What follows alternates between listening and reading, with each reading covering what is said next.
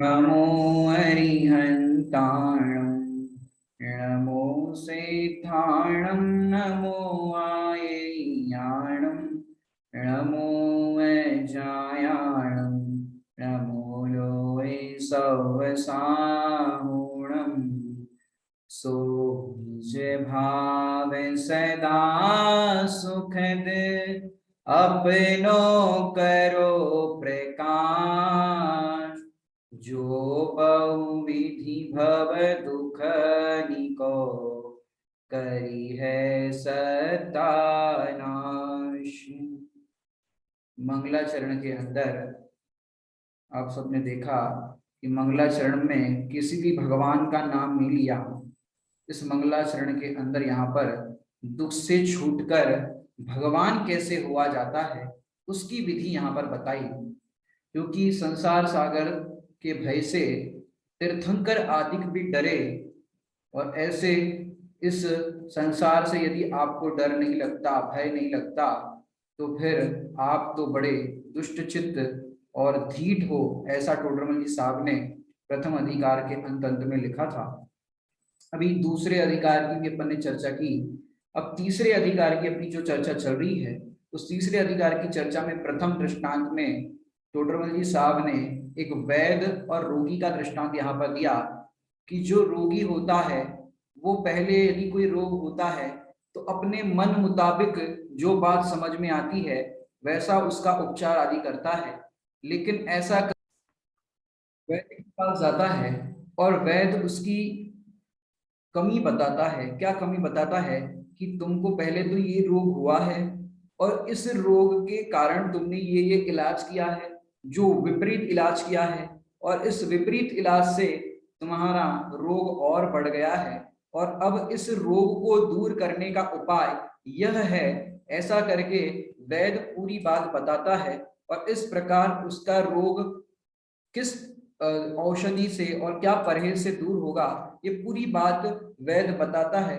ये वैद्य का और रोगी का दृष्टांत यहाँ पर तीसरे अधिकार में पहले ये दिया था। और इसी प्रकार हमको संसारी प्राणियों को एक अनादि से संसार रूपी रोग हुआ है और इस रोग को जो हमारे ज्ञानी गुरु है वो गुरु हमें बताते हैं कि तुमको ये रोग हुआ है और इस रोग से दुख से छूटने का उपाय ये है। तुमने अब तक संसार सागर से छूटने के अनेकों उपाय किए, लेकिन अब तक संसार से छूटने का जो वास्तविक उपाय है वो तुमने नहीं किया, तो अब वो उपाय तुम करो जो हम बता रहे हैं। तो इस प्रकार रोग का निदान भी बताया, रोग की प्रतीति भी कराई, और फिर औरों को भी ऐसा रोग हुआ तो उनकी ऐसी दशा हुई। अब तुम्हें बचना है तो बचने के लिए क्या करो कि ये उपाय करो। इस प्रकार टोडरमल जी साहब ने पूरी विषय वस्तु बताई कि तुमने उपाय किए वो सारे झूठे हैं और अज्ञानी से इस जीव अनादि से इस जीव को जो रोग है उस रोग का नाम तो हमने बताया संसार रूपी रोग है, लेकिन उसको यहाँ पर साहित्यिक भाषा में कहो, शास्त्रीय भाषा में कहो, तो तीन नाम दिए गए हैं: मिथ्या दर्शन, मिथ्या ज्ञान और मिथ्या चारित्र। ये आपने सुना होगा, दूसरी ढाल के अंदर वहां ये प्रकरण आता है, ऐसे मिथ्याद्रग ज्ञान चरण वश भ्रमत भरत दुख जन्म मरण। तो आप दूसरी ढाल के वहां से भी देख सकते हो। और ये टोडरमल जी साहब ने लिखा उसी पैटर्न पे अगर देखा जाए तो दौलत राम जी ने भी ये लिखा है। एक हमारे शास्त्रीय भाई ने दौलत राम जी की छह ढाला और ये मोक्ष मार्ग प्रकाशक दोनों का तुलनात्मक चार्ट बनाया है कि दोनों में सेम टू सेम चीज कौन कौन सी पाई जाती है, वो पूरा विषय वस्तु उन्होंने बनाए हैं, तो वो आप वहां से भी देख सकते हैं। माने अपन देखे कि ये जो जीव है अनादि से बंधन में है, दुखी है, तो दुख से छूटने के अनेकों उपाय भी करता है, लेकिन अब तक जितने भी उपाय किए वे सारे उपाय कैसे हैं कि वे सारे उपाय इसके झूठे सिद्ध हुए। और झूठे सिद्ध होने पर क्या हुआ कि उसको वास्तविक उपाय क्या है इसकी अब तक खबर नहीं रही। तो अब तक ये जीव सुख के नाम पर कहां कहां सुख मान रहा था और कैसे उसको सुख लग रहा था। अपन पुनः वही दृष्टांत को देखते हैं, उसमें और खुलासा अपन करेंगे। दृष्टांत प्रस्तुत है, यहां पर दृष्टांत पढ़ते हैं फिर से दोबारा। जैसे कुत्ता हड्डी चबाता है, क्या करता है कुत्ता? हड्डी चबाता है। और ऐसे ही हमारे ऊपर भी इसको पूरा घटित करना है। कुत्ता हड्डी चबाता है, ये हड्डी तो एक विषय है, रसना इंद्रिय का विषय है कुत्ते की दृष्टि से। कोई मनुष्य तो हड्डी को नहीं चबाएगा, वो मांसाहारी लोग होते हैं, वो बात अलग है। लेकिन देखो यहाँ पर टोडरमल जी साहब ने मांस चबाता है ये बात यहाँ पर नहीं ली, यहाँ पर दृष्टांत में क्या लिया, कुत्ता हड्डी चबाता है, मांस चबाता ये नहीं लिया, और कोई बात नहीं ली, यहाँ पर हड्डी का दृष्टांत दिया जो कुत्ते के अंदर, कि जिसमें कोई भी प्रकार का स्वाद नहीं है। दृष्टांत भी वैसा लिया, मांस नहीं लिया और कोई चीज खाने की नहीं ली, हड्डी ली कि हड्डी में कोई स्वाद नहीं है, लेकिन स्वाद नहीं होने पर भी वो कौन, कुत्ता उस हड्डी में स्वाद मान रहा है। समझ में आ रही दृष्टांत? आज बहुत अच्छे से क्लियर करेंगे इस चीज को कि जिसमें स्वाद नहीं है उस चीज को लिया। अब उसमें तो स्वाद नहीं है, लेकिन कुत्ता क्या करता है, उसमें स्वाद मानता है। ऐसे ही अज्ञानी मिथ्यादृष्टि जीव, ये पांच इंद्रिय के जो विषय है उसमें स्वाद नहीं है, लेकिन उसमें स्वाद मानता है। बराबर फिट हुआ अभी दृष्टांत? कि जो हड्डी का दृष्टांत भी इसलिए लिया क्योंकि उसमें स्वाद नहीं है, और हम भी जिस विषयों को सेवन करते हैं उसमें भी स्वाद नहीं है, हम मात्र उसको जानते हैं, क्योंकि आत्मा का स्वभाव मात्र जानना देखना है। तो जैसे कुत्ता हड्डी चबाता है, उससे अपना खून निकलता है, कुत्ते का निकलता है अपना ही खून। क्यों? हड्डी को वो चबाता है तो उसके जो दांत होते हैं कुत्ते के एकदम बहुत, माने जिस किसी को कुत्ता काटा होगा उसको अनुभव में होगा कि भाई कुत्ते के दांत जब वो काटता है तो किस तरह से डॉग का बाइट लगता है, और फिर 14 इंजेक्शन लगाने पड़ते हैं। आजकल कितने लगाने पड़ते पता नहीं, हमने बचपन में सुना था अगर कुत्ता काट ले तो 14 इंजेक्शन लगाने पड़ेंगे। हमको भी बचपन में काटा था, अब इंजेक्शन लगाए कि नहीं लगाए हमें याद नहीं है, बचपन में एक बार काटा था। तो अब वो कुत्ता काट जाए तो 14 इंजेक्शन लगाने पड़ते, उसकी जो दांत होते हैं बहुत मजबूत होते हैं, हालांकि वो कोई कोलगेट या पेप्सोडेंट नहीं लगाता, फिर भी बिना टूथपेस्ट के भी उसके दांत वैसे ही नेचुरल मजबूत होते हैं। हम नाना प्रकार के पेस्ट लगाए तो भी हमारे दांत तो जैसे के तैसे जब टूटने हैं टूट जाते हैं, इतनी बीमारियां होती है। हालांकि वो हमारे सब खान पान, ये रसना इंद्रिय के विषयों के कारण ये दांतों के अंदर नाना प्रकार की बीमारियां इस तरह से होती रहती है। हालांकि हमको विषय पे नहीं जाना है, यहाँ पर तो इतना समझो जैसे कुत्ता हड्डी चबाता है और उससे अपना खून निकलता है। आज हम आपको कुत्ते का खून कैसे निकलता है वो भी दिखाएंगे। देखिए यहाँ पर दिख रहा होगा आपको, कुत्ता हड्डी को चबाता है और यहाँ से ब्लड निकल रहा है, दिख रहा है आप लोगों को, ब्लड टपक रहा है, और उसको क्या लग रहा है, उसको ऐसा लग रहा है कि ये खून का जो टेस्ट आ रहा है वो हड्डी में से आ रहा है।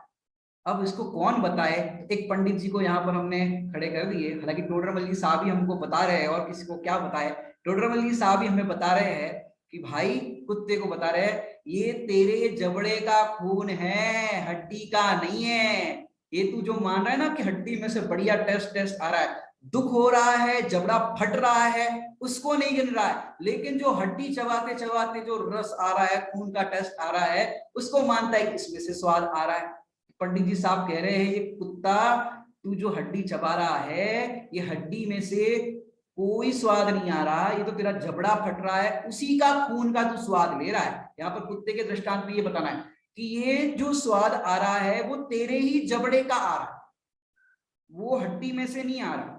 ये दृष्टांत के अंदर यहाँ पर ये बात बताई। एक और दृष्टांत अपन देखते हैं, उसको और स्पष्ट अपन करेंगे। ये दृष्टांत आपने देखा, हाथी को घास के साथ लड्डू मिश्रित करके दो तो उसे घास ही मीठी लगती। देखो यहाँ पर दृष्टांत में क्या बता रहे हैं, हाथी जो होता है, हाथी उसको घास देते हैं तो घास कैसी होती है, क्या आप कहोगे हमें पता नहीं, हमने जो टेस्ट किया है नहीं तो घास का तो हमको पता नहीं, तो घास का आपको पता नहीं, लेकिन घास फीकी होती, इसलिए तो लड्डू दिया जाता है। तो लड्डू मिक्स कर करके उस घास में खिलाया जाता है। अब उस हाथी को क्या लगता है, घास है वो मीठी है, तो घास मीठी है कि लड्डू मीठा है, कि है लड्डू मीठा, लेकिन हाथी क्या मानता है कि हमको इसके अंदर से मीठा टेस्ट आता है।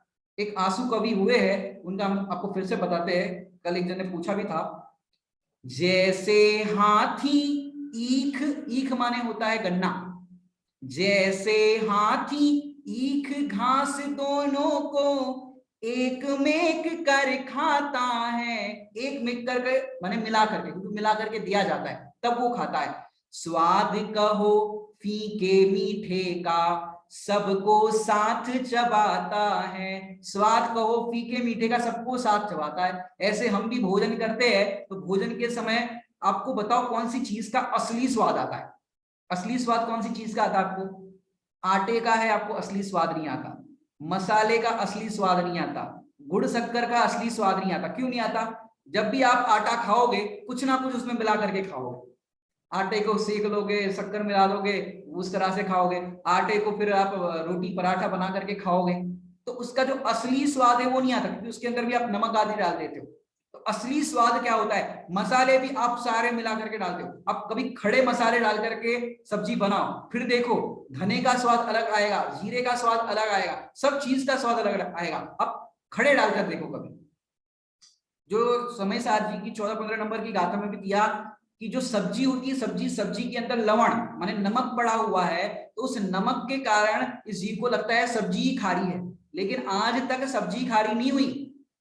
यहां पर तो अपन ने दो दृष्टांत दिए जो टोडरमल साहब ने लिए हैं, और एक ये अमृतचंद्र आचार्य देव ने लिया है। हाथी वाला दृष्टांत किसने दिया है? अमृतचंद्र आचार्य देव ने। कहां पर दिया है? समय सार जी की आत्मख्याति टीका के अंदर। और ये कुत्ते वाला दृष्टांत कहां पर दिया है?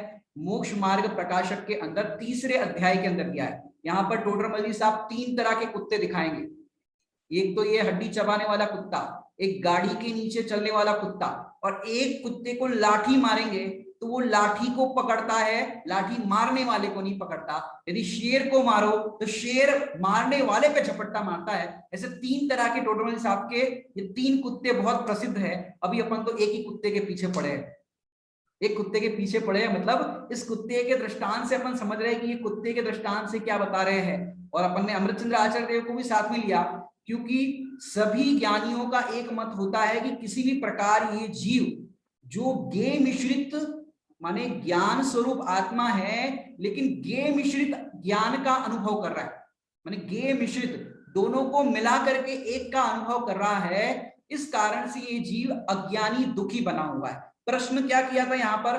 प्रश्न ये किया था मिथ्या दृष्टि को गे मिश्रित ज्ञान का ही अनुभवन होता है। दृष्टांत यहाँ पर क्या दिया? जैसे कुत्ता हड्डी चबाता है, उससे अपना खून निकलता है, उसका स्वाद लेकर ऐसा मानता है कि यह हड्डियों का स्वाद है। जैसे आप भोजन करते हो, तो भोजन करते समय जो स्वाद आपको आता है, आपको भोजन का आता है कि अपने ज्ञान का आता है? बताओ, आपको भोजन का स्वाद आता है कि ज्ञान का आता है? कि उस समय आपको भोजन का स्वाद नहीं आता, आपका ज्ञान उस टाइम पे कैसा है। ज्ञान को अपन सरल भाषा में कहें तो मूड कैसा है। यदि आप किसी से झगड़ा करके आए और फिर भोजन करने बैठो, पति से झगड़ा हुआ, पति से अनबन हो गई, अब आप प्रवचन सुनो, तो आपको प्रवचन का आनंद नहीं आएगा, वही वही चलता रहेगा। भोजन के अंदर भी आप देखो, दुकान अच्छी चल रही हो और भोजन करने के लिए 10 मिनट के लिए आए, फटाफट भोजन कर रहे हैं, अब बताओ घर वाले पूछे कैसी बनी है दाल, कैसी बनी है सब्जी, अरे हमें नहीं मालूम, हमको देखना है दुकान अच्छी चल रही है, अक्षय तृतीया की दुकान चल रही है। माने खाने में भी उपयोग नहीं है।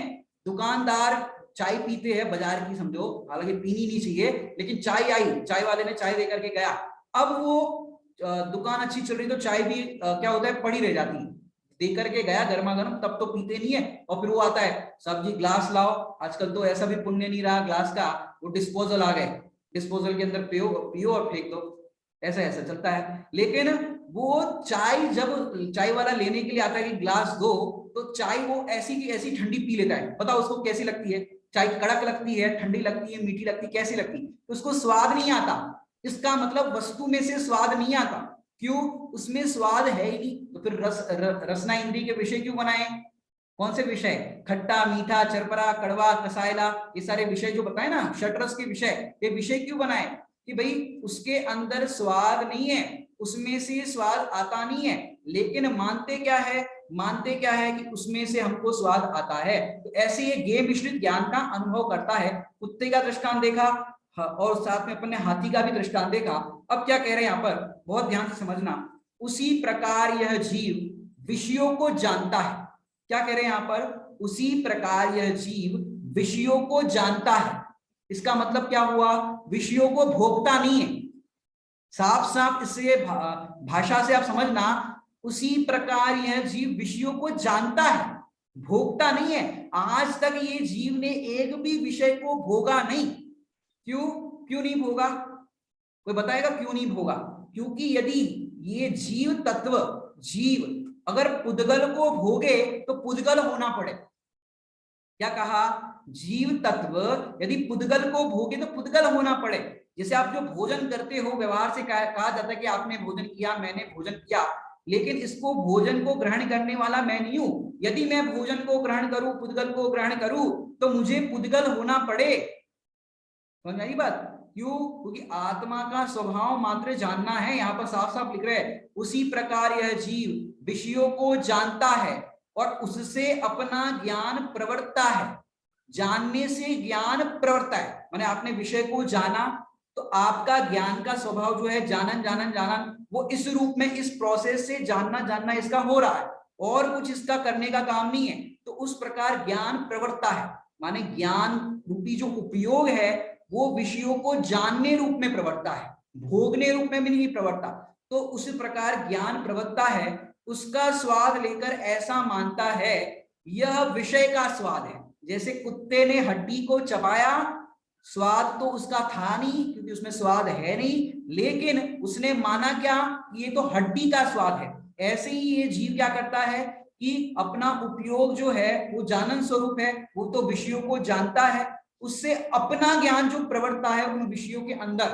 कहने में आता है अपना ज्ञान विषयों में प्रवर्तता है, लेकिन ज्ञान विषयों में जाता नहीं है, क्योंकि विषय है वो ज्ञेय है, जानने में आते हैं, ज्ञान उस ज्ञेय में जाता नहीं है।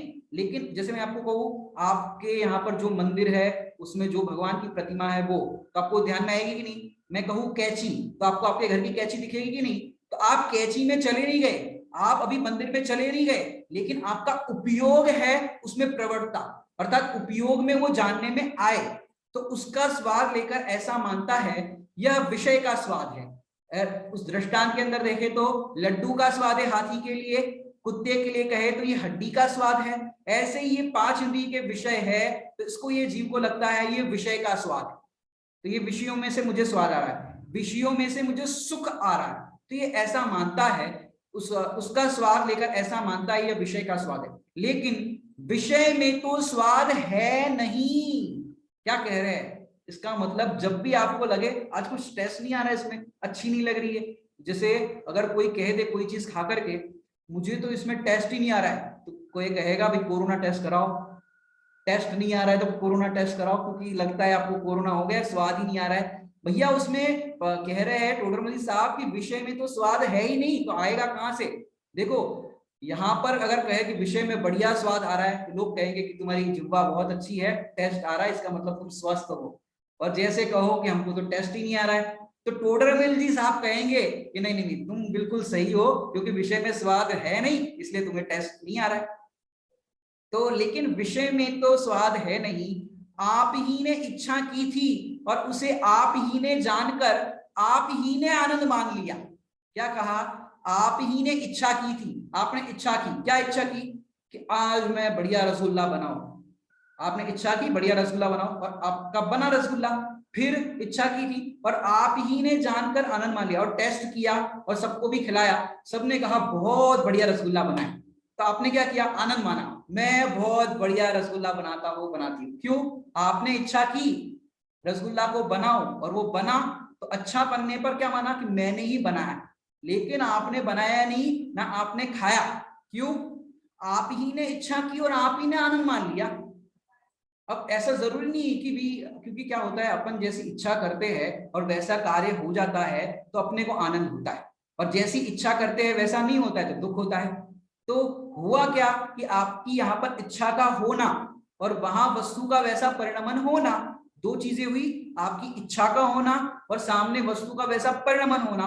तो दोनों के परिणमन होने में ये जीव क्या मानता है? मैंने किया, मैंने अच्छा कार्य किया, मैंने बढ़िया कार्य किया, तो उससे ये जीव मानता क्या है कि मैंने किया। लेकिन आप ध्यान से समझना कि इच्छा का होना अलग बात है, वस्तु का वहां परिणमन होना अलग बात है, दोनों की सत्ता न्यारी न्यारी है। इच्छा स्वतंत्र रूप से परिणमन होती है, वस्तु का परिणमन भी स्वतंत्र रूप से होता है। कई बार आप इच्छा नहीं करते लेकिन परिणमन जैसा होना है वैसा हो जाता है। तो इच्छा के अनुकूल परिणमन होता है तो ये जीव क्या करता है, आनंद मानता है। जैसा भोजन चाहिए था वैसा मिल गया तो आनंद मानता है। जैसे कपड़े, जैसी साड़ी, जैसे मैं आपको बताऊं, आपको बढ़िया गहना लेने का भाव हुआ, ये डिस्प्ले पे दुकान में शोरूम में जो गहना है, बढ़िया सेट है, बढ़िया ऑर्नामेंट्स है, बढ़िया हीरे की अंगूठी है। अब आपने इच्छा की कि ये अंगूठी मुझे मिल जाए, तो मिल गई, तो आप क्या मानते हो, आनंद मानते हो। क्यों? क्योंकि जैसी अंगूठी आपने देखी थी, कल्पना की थी, वैसी मिल गई, तो आप ही ने उसमें आनंद माना, लेकिन उस अंगूठी में से आनंद नहीं आया। समझ बात? अब आपका समझो पति के साथ झगड़ा हो गया, कोई बात हो गई या कोई भी कुछ हो गया, अब वो अंगूठी आपको दे कि चलो कोई बात नहीं, झगड़ा तो होता रहता है, ये लो तुम्हारी मनपसंद अंगूठी। अब बताओ, वो अंगूठी देंगे तो आनंद आएगा कि नहीं आएगा? गहना देंगे तो आनंद आएगा कि नहीं आएगा? या कोई आपको गाना पसंद हो, आपको पसंदीदा गाना सुना दे आपको, तो या आनंद आएगा कि नहीं आएगा? नहीं आएगा। क्यों? वो गाने के अंदर आनंद नहीं है, अंगूठी के अंदर आनंद नहीं है, कोई भी विषय के अंदर आनंद नहीं है। मैं आपको सरल दृष्टांत देकर के बताऊं, कोई 20-25 साल की जो महिला है वो विधवा हो जाए, अब बताओ वो दुखी हो रही है पति के वियोग में, अब उसको कौन सी सीरियल दिखाए तो उसको आनंद आएगा? उसको कौन सा भोजन कराए तो आनंद आएगा?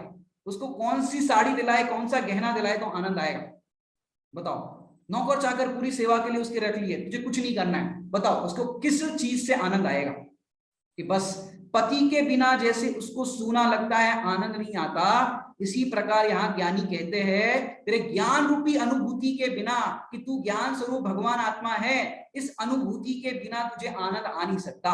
जो सच्चा जैन अपन ने रचना पढ़ी थी, अभी सच्चा जैन के भी हमारे प्रवचन चल रहे हैं, उसको भी आप सुन सकते हो, एक एक रचनाओं के एक एक लाइन पे प्रवचन हो रहे हैं। वहां पर हमने बताया स्वानुभूति बिन परिणति सूनी, राग जहर समझाने जो। तो स्वानुभूति के बिना परिणति सूनी है।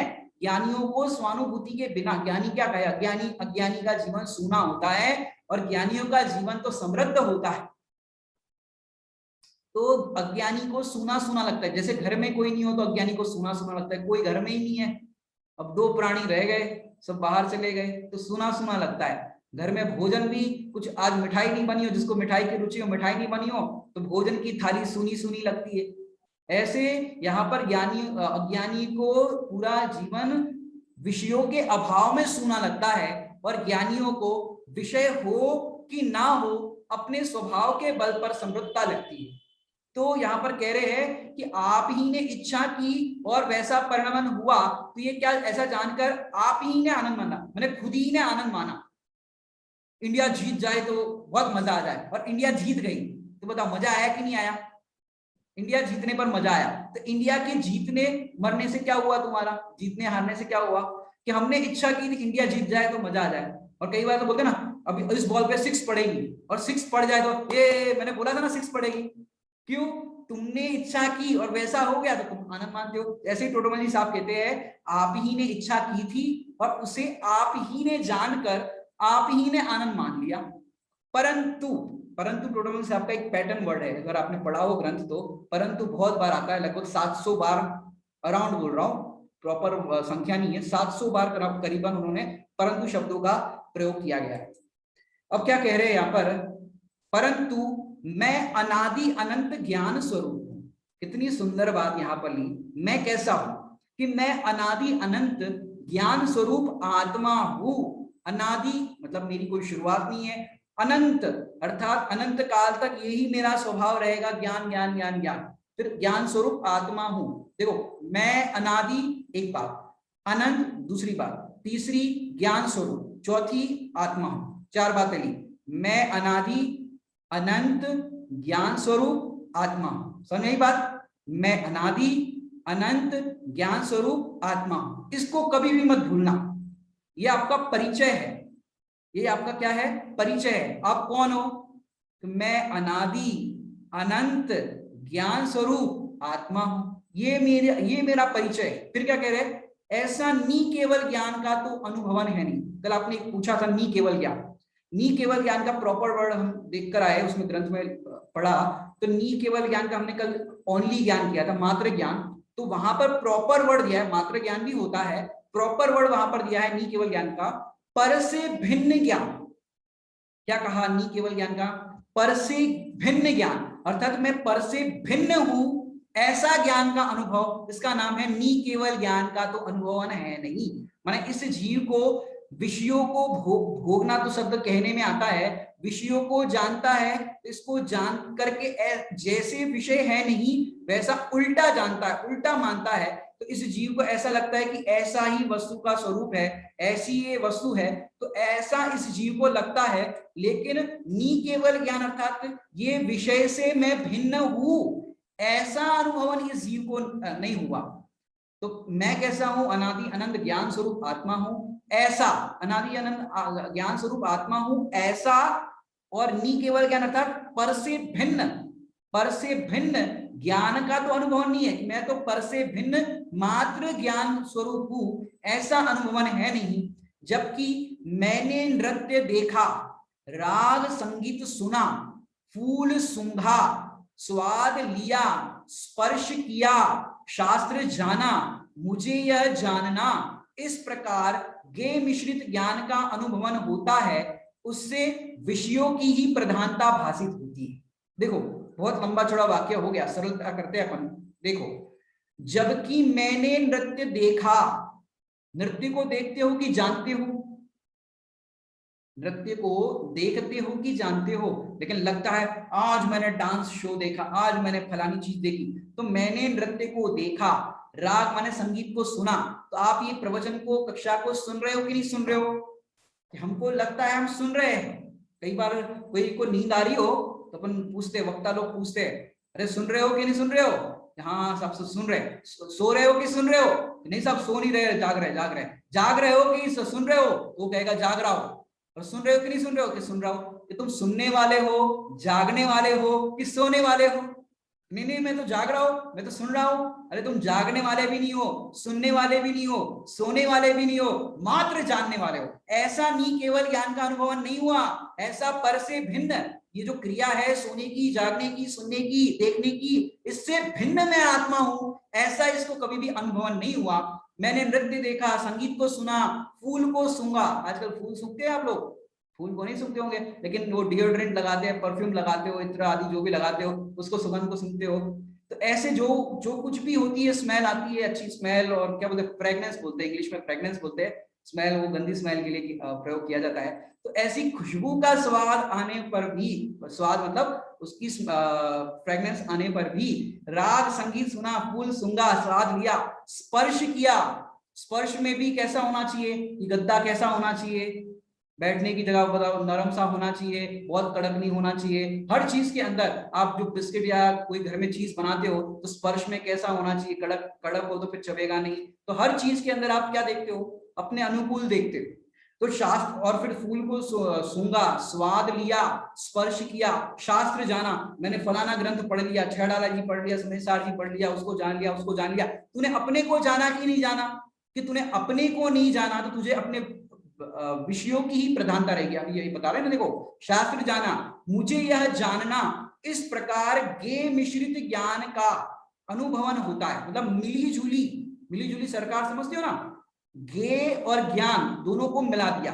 जानने का काम था ज्ञान का, और गे दोनों को एक मान लिया। माने गे जो है, उस गे और ज्ञान दोनों को एक रूप से अनुभवन करता है। जैसे हड्डी चबाने का दृष्टांत देख लो, जैसे हाथी लड्डू को और घास को मिला करके खाता है और एक अनुभव करता है, ये सुन लो। ऐसे ही हम पांच इंद्रिय के विषयों को सूंघने की बात करी कि आप देखो, पांच इंद्रियों के विषयों में प्रसिद्ध जो हुए हैं, आगे और भी दृष्टांतों में चर्चा आएगी, भी हाथी है, मछली है, भौरा है, हिरण है। तो ऐसे अलग अलग जीव जितने भी बताए गए हैं पंचेंद्रिय के अंदर आसक्त हुए, वो तो एक एक इंद्रिय के विषय में आसक्त थे। तो उनकी दशा क्या हुई? बंधन में पड़ा, बंधन में पड़ना पड़ा, मरण होना, इतनी इतनी वेदनाएं, दुखों का सामना करना पड़ा उन जीवों को। तो जो पांच इंद्रियों के विषयों में आसक्त होंगे, पांच इंद्रियों को जो विषय प्रवृत्ता है उसमें एक मानेंगे, उनकी दशा भी उन जैसी ही होगी। क्यों? गे मिश्रित ज्ञान का अनुभवन होता है, उससे विषयों की ही प्रधानता भाषित होती है। उससे क्या होता है कि पांच इंद्रियों के विषयों की, माने आपने गे को जाना, मैंने गे को जाना, मैंने मतलब आत्मा ने, ज्ञान ने गे को जाना। तो गे को जाना कि ज्ञान को जाना? कि जाना तो मैंने अपने ज्ञान को ही, लेकिन गे के एंगल से कहने में आए तो कहने में आएगा गे को जाना, और ज्ञान के एंगल से कहने में आए तो ज्ञान को जाना। क्यों? आत्मा का स्वभाव जो है वो है स्वपर प्रकाशक।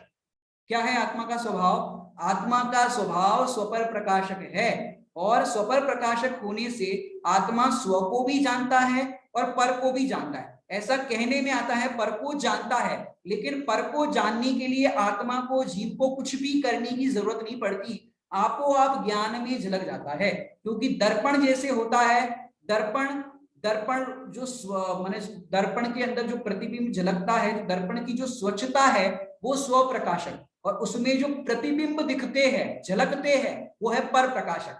तो दर्पण का स्वभाव जैसे झलकाना है, वैसे ही मेरे ज्ञान का स्वभाव भी झलकाना है। उस ज्ञान के अंदर ज्ञान ज्ञान रूप से भाषित होता है, ये स्व प्रकाशक, और ज्ञान के अंदर गे झलकते हैं, ये पर प्रकाशक। तो ऐसा एक साथ होता है, अलग अलग नहीं होता।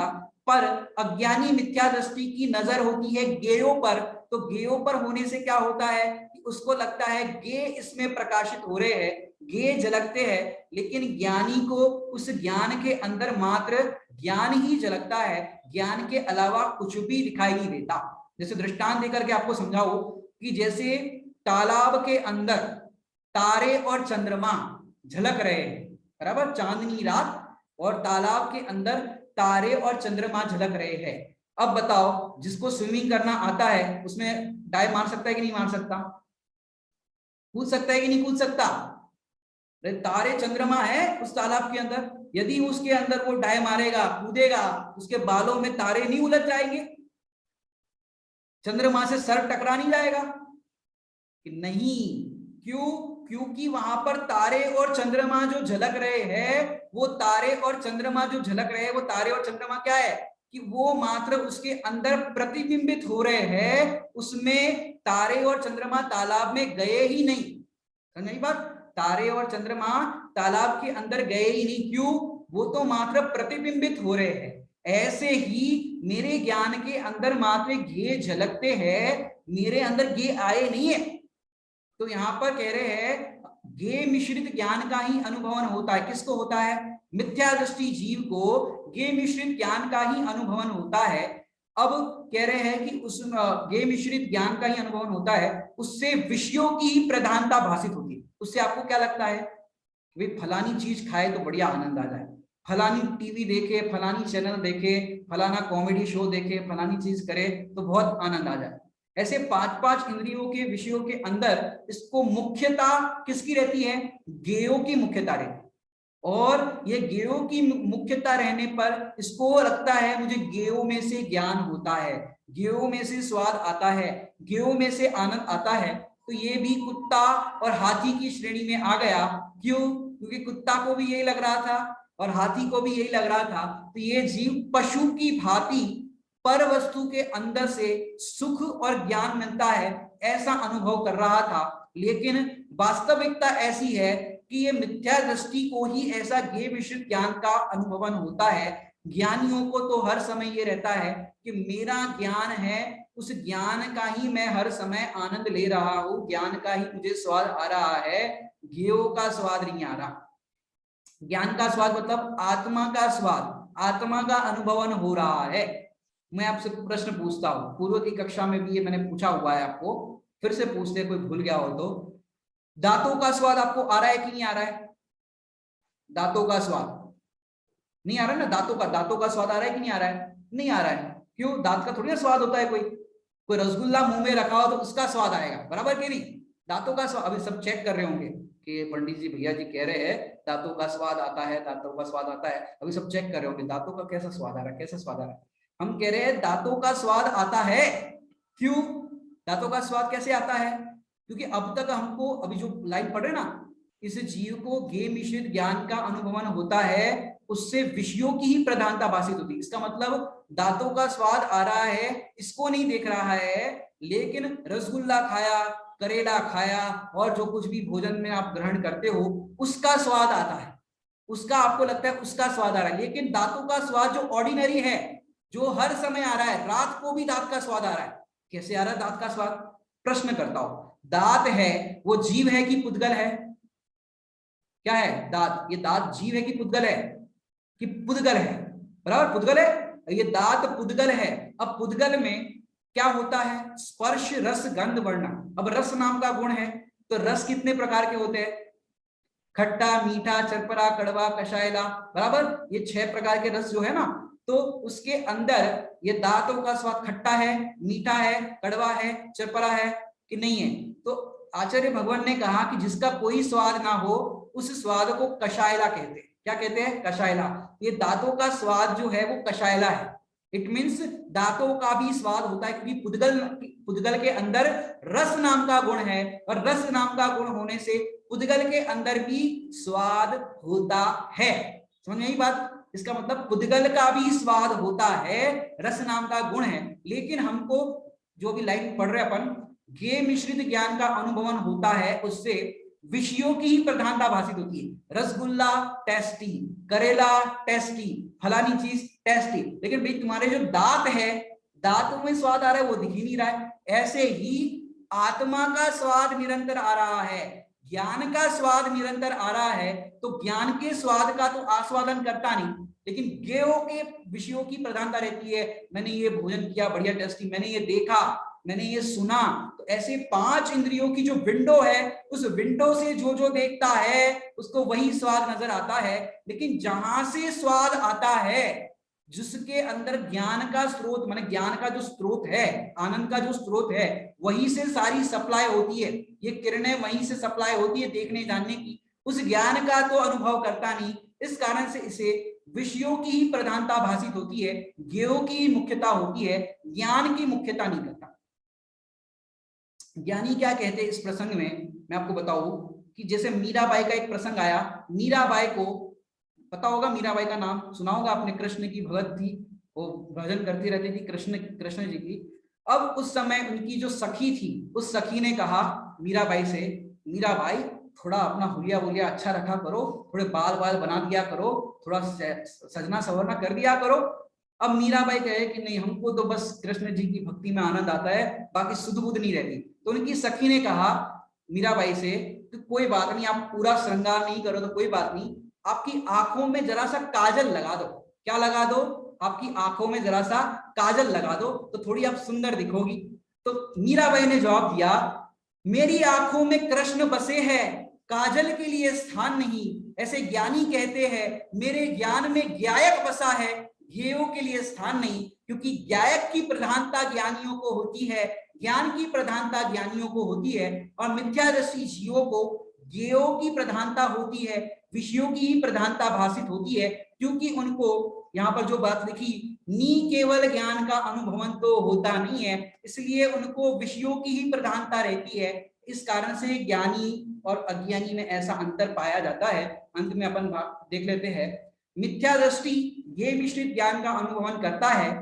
2 प्रकार से संसारी जीव है, एक तो एकांत विषयों में तथा जड़ द्रव्यों में सुख मान रहे हैं, ऐसे संसारी जीव है कि तो विषयों में और 5 इंद्रियों के विषय कहो या जड़ पदार्थों में सुख मान रहे हैं। और दूसरे वे जीव जो जैन कुल में उत्पन्न होने पर भी, हम जैन कुल में उत्पन्न हुए हैं, तो जैन कुल में उत्पन्न होने पर भी, जिनवाणी का सच्चा उपदेश मिलने पर भी हम पर द्रव्य में सुख मान रहे हैं, इसलिए वे दोनों मिथ्या दृष्टि है। आज अपन इसकी चर्चा की, इसकी कल चर्चा अपन करेंगे। ओम नमः सिद्धेभ्य।